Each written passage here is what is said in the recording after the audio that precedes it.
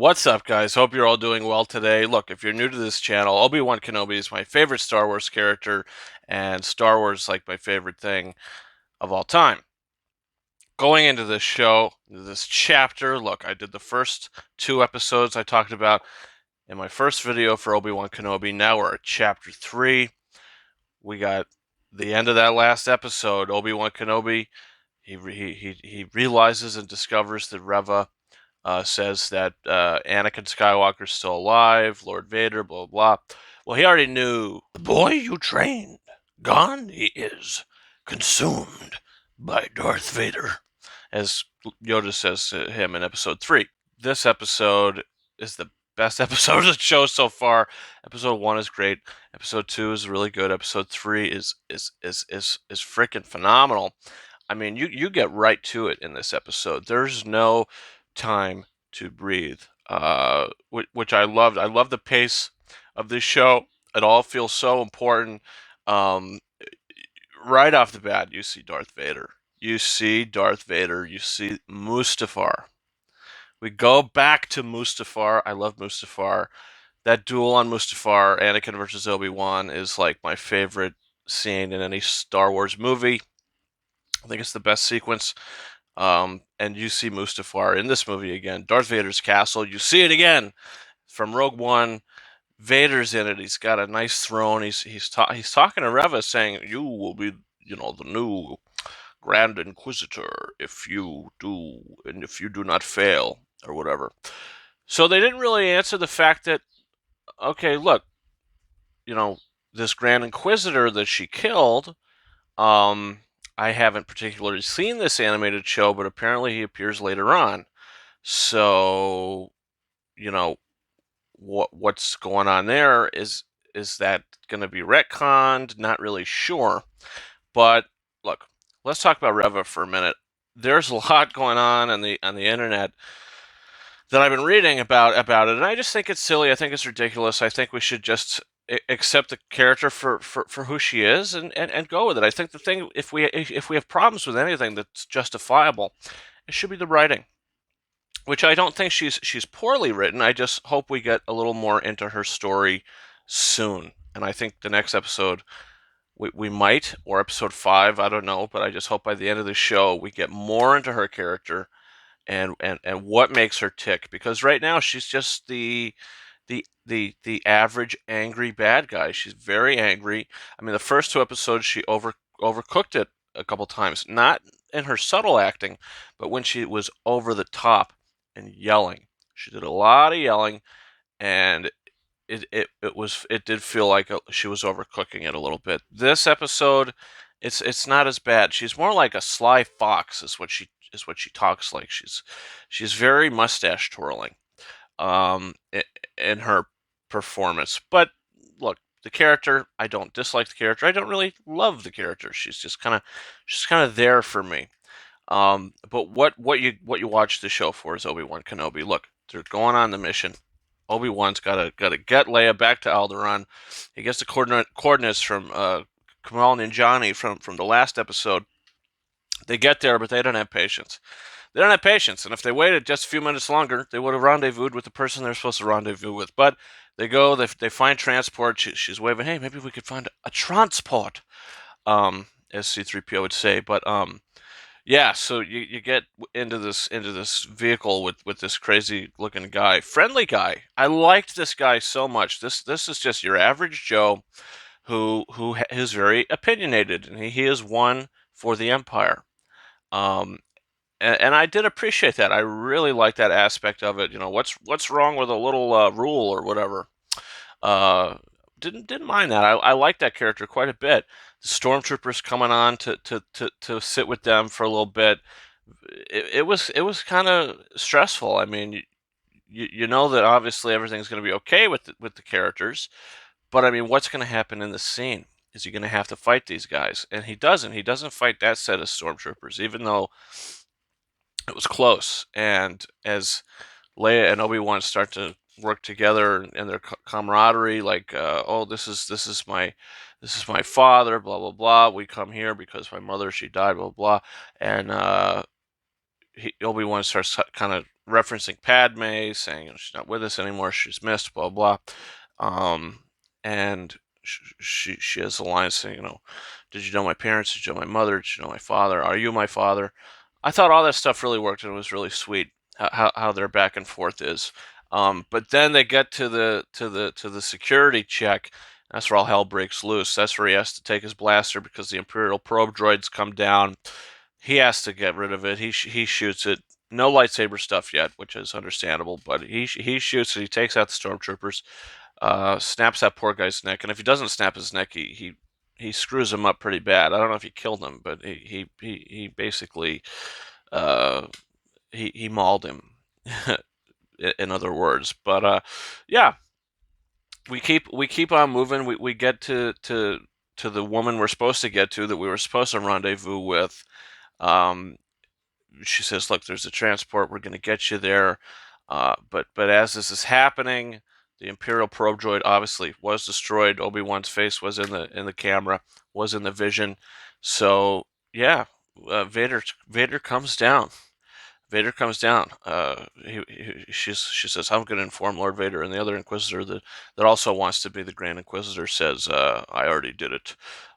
You know, he's trying to get the credit, so they're going back and forth, which I like that aspect of it. It's just her character. I hope we get a little more into.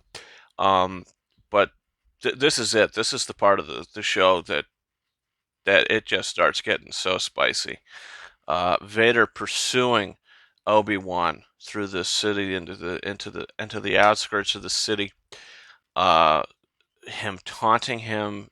You know, Vader is just this totally angry, unstoppable force, and Obi-Wan's just not ready for it. He's just not ready for it, and he sees Darth Vader. He sees his suit. He's like, "What have you become?" He's like, "What you made me." You know, I am what you have made me, or whatever the line is. And it's like, well, he did kind of do that. You know, he did kind of cut your arms and legs off. So, you know, now you're half robot. And their fight, I mean, it's kind of one sided. I mean, Obi-Wan is basically defending himself the whole time. He doesn't really have any offensive swings, but it's just, you know, seeing Vader just go for it, and these two go at it again. I just think it was so beautiful. The cinematography, everything about it, I just thought was incredible. And I hope if when they fight again in the show, I hope you hear Battle of the Heroes, um, at least referenced, like as they're going up. I